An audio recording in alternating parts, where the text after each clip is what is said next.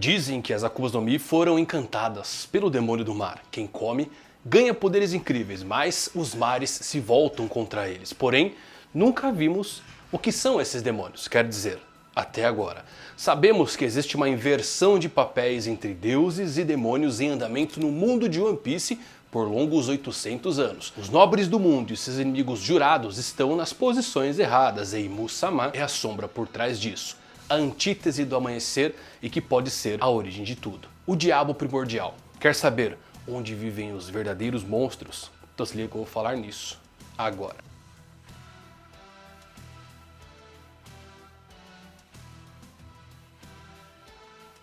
Fala galera, eu vou Fudari com mais um vídeo pra vocês. Como é que vocês estão? Espero que todos vocês estejam maravilhosos. Tão bem. Que episódio. Os fãs do Zoro estão animadíssimos. O Zoro ele solta bombas nucleares pela espada quando tem animação. E o Sanji faz o quê? Cai de joelho e agradece a Nami por ter...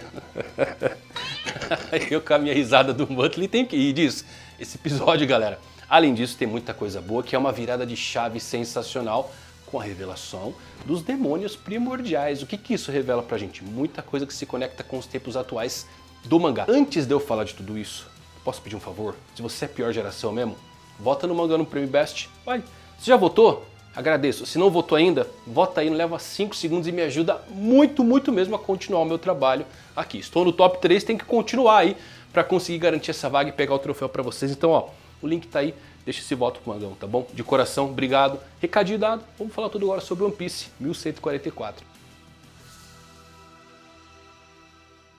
Então vamos lá, meus amigos, nossa história começa com as reações de alguns personagens, Vice-Almirante, a Bluegrass, a Bonnie, o Frank, a Atlas, ao verem os raios negros de invocação dos Gorosei, né? Os gigantes e pacifistas continuam destruindo navios da marinha, o caos é total. Mas mais uma vez, esses raios, galera, não são raios comuns de Haki, são raios visíveis a todos. É alguma força obscura nova relacionada ao leque de mistérios dos poderes dos Goroseis. E vamos para Mary Joyce e temos uma das maiores revelações desse episódio, que é o quê? Vemos ali a sala dos 5 anciões, só que está vazio. Tem apenas um enorme círculo mágico em chamas no chão, enquanto a sala tem apenas o Dendemushi visualizando a mensagem do Vegapunk. Por que isso aqui é importante? Porque ela esmaga uma teoria que tínhamos de que o que vimos em Egghead eram projeções e não corpos reais. Quando Saturno surgiu pela primeira vez, essa teoria ganhou força de que ele ainda estava no navio, controlando remotamente o fantoche, já que vemos o círculo mágico em Mary Joyce e a sala vazia. Isto prova que o que está em Egghead é real, e se é real, se torna mais absurdo porque não sofre danos. E quero chamar a atenção a outra coisa aqui, tivemos um zoom a mais do círculo mágico quando as silhuetas dos Goroseis começam a emergir. Se vocês olharem atentamente vão notar que os símbolos são semelhantes a escritas perdidas do Reino Antigo. Então não é só um círculo com inscrições antigas que torna tudo misterioso, mas o fato também deles se comunicarem telepaticamente, sugerindo que eles não são naturais de alguma forma. Você já se perguntou qual a necessidade de um círculo mágico ficar ativo em Mary Joyce? Porque ter um círculo na sala meio que prova que eles realmente têm que ter algo que os conecta, porque o círculo que ficou na sala vazia é provavelmente a maneira deles retornarem a Mary Joyce, ou seja, o círculo não brota em qualquer lugar do mundo, alguém tem que ir lá e colocar. Então, como o Saturno trabalhava em Egghead, ele possivelmente deixou um círculo ali marcado para conseguir se teletransportar rapidamente. Bem, faltam 7 minutos para a mensagem do Vegapunk para o mundo. Podemos ver Vegapunk tomando um café Vega nas telas, né? E aqui entramos talvez na maior revelação de toda a série de One Piece, que são as enormes sombras emergindo dos círculos mágicos e aparecendo ao redor do Saturno. Luffy, em choque, vê que agora existem 5 monstros na sua frente. Em uma cena épica e aterradora, capaz de arrancar arrepios de qualquer fã, podemos ver os membros dos 5 anciões na frente do Luffy, transformados em suas formas demoníacas. Todos os 5 anciões estão usando suas formas de feras que parecem despertas, com essa fumaça escura e flamejante em volta do pescoço. E meus amigos, a maior revelação da série não são essas formas, tá? E na verdade, os nomes deles, porque notaram algo diferente? Podemos ver os nomes de cada besta ou yokai de cada um dos Goroseis. Isso aqui é um absurdo, porque não são nomes de Akuma no Mi, são nomes diretos de cada uma dessas feras. Isso é inédito, e por quê? 99% de chance dos Gorosei não terem Akuma no Mi, e sim um poder inerente de cada uma dessas feras. Isso é de arrepiar. E vamos falar de cada um deles aqui. O Jay Garcia Saturno é um Gyuki, né? O Gyuki é um outro nome para o yokai chamado Ushi Oni, e por conta do Saturno, obviamente, se iniciou uma caçada por quais yokais iriam representar os outros anciões, só que o Oda ele é muito bom em subverter o previsível, porque os outros Gorosei realmente são bem fora da caixa, que nem Marcus Mars é um Itsumade, que é um enorme pássaro misterioso que, olha só, está ligado a doenças também. No folclore japonês, uma doença epidêmica estava causando muitas mortes todas as noites, e um pássaro misterioso aparecia no topo da montanha gritando Itsumade, que significa até quando? Até quando? Causando aí grande medo a todos. Isso aqui é legal porque eu já fiz um vídeo aqui no canal em como grandes figuras centrais do mundo de One Piece morreram de doenças, né? Ryuma, Ginny, Roger, Barba Branca, entre tantos outros, e que o Gorosei pode talvez utilizar doenças como um controle superior e oculto. Marte, ligado a um yokai de doenças, torna isso mais interessante. São Topman Mercury, que eu acho que esse nome Topman é muito bom, né? São Topman é um Hulk, que é um javali gigante com 4 presas. Isso aqui é maravilhoso, porque javalis são considerados sagrados no início do Shintoísmo em várias mitologias não budistas do Japão. Mesmo em Wano, tínhamos lá o javali chamado de Deus da Montanha, e eles não parecem ter nenhum yokai ou kami específico associados a eles. Então parece ter sido utilizado mais como um símbolo para a divindade em geral, muitas vezes como um mensageiro ou aquele símbolo de fertilidade. Eu acredito que o javali aqui está sendo referenciado pelo Oda por conta das lendas dos trabalhos de Yamato, que derrota o javali demônio, mas então eu lembrei da princesa Mononoke, que tem também um deus javali de 4 presas, e certamente Oda se inspirou um pouquinho aqui porque ele é muito fã do estúdio Ghibli. Inclusive aquela cena legal do Aramaki andando e nascendo plantinhas dos seus pés, isso também surgiu de Princesa Mononoke, né, com o espírito da floresta. Então eu acho que pode ser uma inspiração direta ao estúdio Ghibli. Já o San Itambaran nos Juru é um Bakotsu, cavalo esquelético. Na minha cartela de bingo eu definitivamente não coloquei o Gandhi sendo um maldito cavalo esqueleto. O Vênus, sem dúvidas, lembra bastante um cavaleiro do Apocalipse. E por fim, o mais estranho e deslocado de todos é São Shepard Júpiter, que é um enorme verme de areia. Quem assistiu Duna aí recentemente ou já leu os livros deve ter tido uma boa surpresa, né? Agora sim, não tem yokais ligado a isso. O visual dele parece muito Kat e Frampt também, as serpentes primordiais da série Dark Souls. O nome Desperto de Júpiter é diferente dos outros anciões, que tem temas de yokais, enquanto dele acaba soando diferente também. E ele é o ancião de aparência mais jovem, lembrem disso, talvez ele entrou muito tempo depois, substituindo algum outro Gorosei. Eu me pergunto se isso não pode dar provas aí de que ele sim se tornou um ancião mais tarde do que os outros.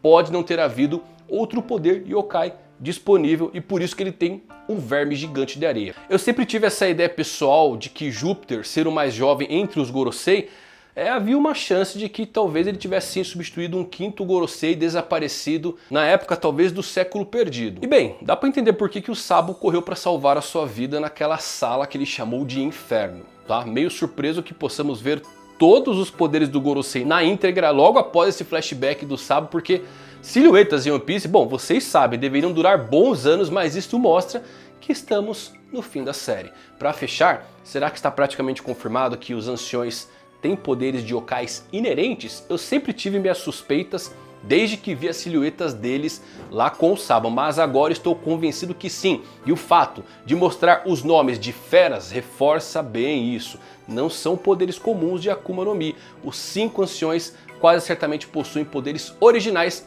que não vieram de consumo de frutas e são verdadeiros poderes de demônios. E é por isso que todos eles têm apenas um nome ao invés de um poder Zoan. Eles ganharam poderes de maneira que o Vegapunk descobriu. E como eles nunca morreram por serem imortais, seus poderes nunca renasceram em frutas, como todos os outros que usaram do poder das frutas do diabo ao longo dos séculos. Seu poder vem de algum tipo de mal antigo. E lembrem, Lady Toki, esposa de Oden, ter o mesmo nome do seu fruto, mais uma vez é algo que deve ser lembrado. Ela foi a primeira dica que existia poderes inerentes antes das frutas. E o Gorosei parece confirmar isso agora. Eles não são frutas do diabo, eles são demônios literais. O título do capítulo do mangá que é adaptado para esse episódio é Estrelas Descendentes e tem um trocadilho bem legal porque o kanji é usado para um deus que desce à terra e dá para interpretar como sendo o status ou um nível de deuses, né? E tem essa inversão de papéis existentes no status quo do governo mundial. Outra coisa, temos aqui alguns dos melhores designs de toda a série. No Juru, em sua forma de cavalo esquelético, é um dos 3 designs principais de toda a série, na minha opinião. Também acho interessante que quando todos apareceram pela primeira vez, os seus olhos pareciam um pouco com os olhos de Imu. Isso é muito legal, hein? Bom, o Vênus usa então seu poder para ir onde estão os pacifistas. Ele corre na direção deles e os corta rapidamente. Parece que ele usa uma lâmina preta, tá bom, galera? Pode ser só haki, mas vale lembrar que ele quase certamente carrega uma das 12 espadas lendárias, a Shodai Kitetsu. E o Vênus Juru representar a morte em um cavalo pode ser uma boa luta contra o Zoro, desencadeando, quem sabe, um flashback que revela o que exatamente aconteceu quando o Zoro viu o ceifador lá em Wano.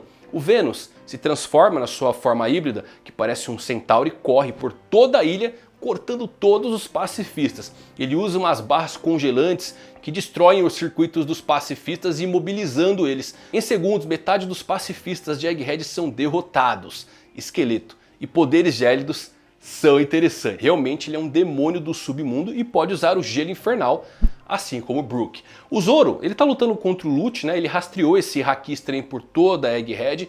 É lógico que ele está sentindo aí o Vênus Juru atingindo os pacifistas por todo lugar. A transição de Vênus usando a Kitetsu pro Zoro, usando a sua, é muito legal, tá? E o Oda, ele está unindo os dois aqui, que pode ser uma hora muito boa pro Zoro finalmente atualizar a sua espada, trocar a Sandai e pegar a Shodai Kitetsu. O estilo da raposa de fogo que Zoro copiou de Kinemon pode ser bem útil, inclusive contra os golpes gélidos desse Gorosei. Bom, o Marte voa e ataca a Labuphase saltando sobre a barreira, mas a barreira ainda se mantém. E o Sanji seria uma boa luta para o Marte, já que ele é capaz de andar no céu. Bom, enquanto o Luffy luta contra Saturno, Júpiter, o verme de areia, mergulha no chão, o Sop ele parou o Thousand Sunny criando uma barreira de bambu graças à sua técnica da Green Star Bamboo Javelin. E o Sop ele tem uma visão privilegiada do alto agora e poderia fazer bons disparos. O Sanji liga para todos via Dendemushi, dizendo que eles devem escapar agora e não devem esperar por ele e o Luffy. O Jinbe chega ao local onde o Zoro e o Lute estão lutando e podemos ver que uma das espadas do Zoro está girando no ar ali devido aos ataques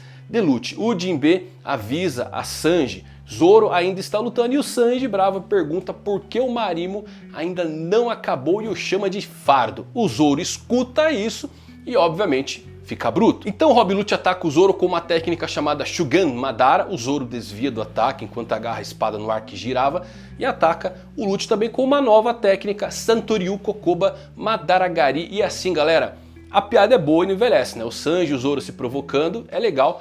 Mas aqui vemos o favoritismo claro da Toei com a animação do Zoro mais uma vez. O Zoro sempre tem umas cenas que parecem gerar explosões nucleares, as escalas são fora do normal, superam até Roger e Barba Branca no anime, o que não tem qualquer sentido. Sanji contra os Serafins, lembre, no anime sofreu, cara. No mangá ele deitou o S-Shark, no anime ele caiu de joelhos e foi salvo pela Nami. Galera, essa luta no mangá é uma das piores do Zoro de toda a história. O Oda ele queria apenas separar o Zorão por tempo suficiente, mas não lidou muito bem com ela. Então assim, legal que o anime tenta ajustar algumas coisas, mas que seja justo com todos os personagens. De volta ao Luffy versus Anciões, mais uma cena que tem um enchimentinho, que é o Dory Brog pegando cada um dos Gorosei e batendo os dois como se fosse um coco.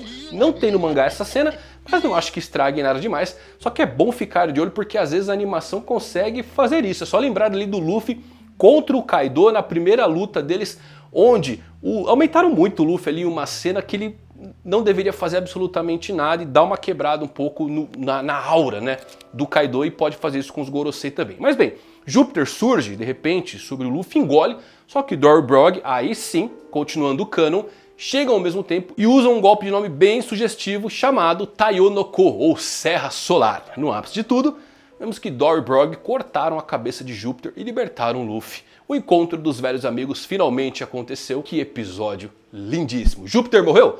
Certamente que não, vai ser igual Saturno aí em termos de 0 dano, mas o que mais impressiona aqui é o fato de Dory Brog não parecerem nem um pouco assustados. Estão rindo no final do episódio, embora todos os 5 anciões estejam ali com intenções assassinas e formas demoníacas. Esse é o efeito de Luffy, comunica, e presumo que eles estão extremamente animados porque são guerreiros e finalmente conseguem ver Luffy novamente. E Nika, sendo Luffy, fez o clima perfeito. Paralelamente ao tema do futuro e do passado dessa ilha, temos também o tema de Dory Brogg salvando Luffy de ser comido por uma criatura gigante em ambos os arcos. Porque lembrem, em Little Garden, Dory salva o Luffy cortando a cabeça de um dinossauro. É sem dúvidas, galera, um episódio que vai mudar o One Piece daqui em diante. A vibração, o clima, os designs, as implicações desses monstros gigantescos dizem muito sobre como o mundo deles realmente é, mesmo antes de qualquer explicação. Imagine quando vilões como Kuro ou Don Krieg ainda eram grandes ameaças nesse mundo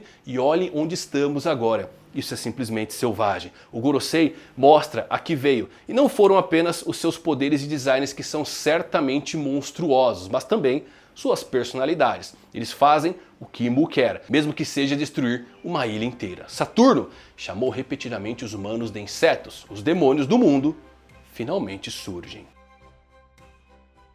Bom episódio. O que você acha que são os Gorosei, galera? São poderes inerentes, são poderes concedidos por Imu, mas como funciona? Como Imu consegue conceder esses poderes para alguém? Como funciona isso? Tem alguma teoria real do que eles são? Como eles conseguiram esses poderes inerentes sem ter um fruto? Coloca a sua teoria aqui e me diz o que você achou do Zoro soltando bomba nuclear da espada. Se você gostou desse vídeo, deixa um like. Até a próxima, valeu por assistirem. Fui!